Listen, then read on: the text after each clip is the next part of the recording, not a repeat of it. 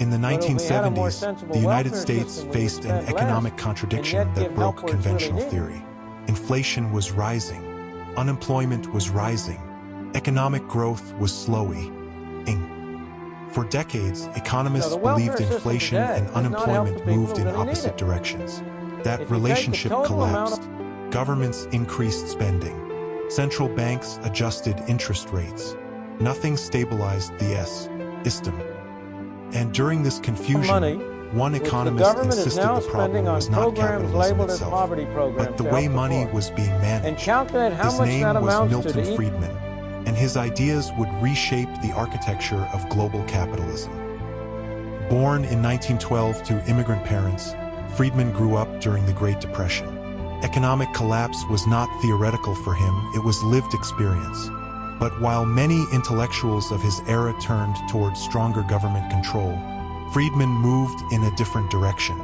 At the University of Chicago, he entered an academic environment that valued price theory, market logic, and skepticism toward centralized First proposition planning. He began asking a is that structural if question. you are going to spend What somebody if economic instability is not caused by markets, but by instability in money supply money. itself? This question Somebody would else's become money the is going to be foundation of spent. monetarism. Friedman's most famous claim was precise. Inflation is always and everywhere a monetary phenomenon. In simple terms, he argued that sustained inflation does not come from corporate greed, oil shocks, or labor unions. It comes from excessive growth in the money supply.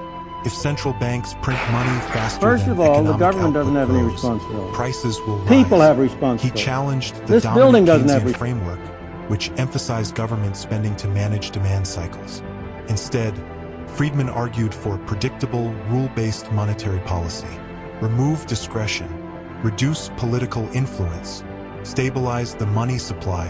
This was not anti-capitalist reform. It was systemic recalibration. In 1980, Friedman moved beyond academia. Through the television series Free to Choose, he translated economic theory into public argument. He argued that economic freedom underpins political freedom. If governments control prices, wages, production, and credit, they accumulate power beyond markets. And concentrated power, he believed, eventually reduces individual liberty. His message resonated during a period of high inflation and economic frustration. Markets, he argued, allocate resources more efficiently than bureaucracies. Person in the world. By the 1980s, Friedman's ideas influenced policy debates worldwide. Not at all. Central banks The wood increasingly from which- prioritized inflation control. Monetary discipline replaced aggressive fiscal experimentation. Deregulation expanded in sectors such as finance, transportation, and telecommunications. Globally, markets opened. Capital flows accelerated. Trade barriers fell. This was not solely Friedman's doing, but his intellectual framework provided justification and coherence. Capitalism became more global, more financialized, and more responsive to monetary signals.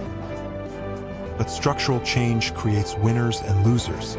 Critics argue that excessive deregulation contributed to financial fragility. Others claim that prioritizing markets increased income inequality and reduced labor bargaining power. Supporters counter that global liberalization lifted hundreds of millions out of poverty worldwide. The debate is not ideological, it is structural.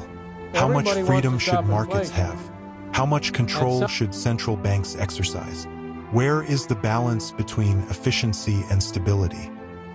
Milton Friedman did not overthrow capitalism. He rewired its operating system. He shifted attention from fiscal stimulus to monetary structure, from discretionary management to rule-based discipline. Whether viewed as visionary or controversial, his influence remains embedded in central banking frameworks and global economic policy today. The deeper question is not whether Friedman was correct. The deeper question is whether the current system can evolve again, without another structural crisis.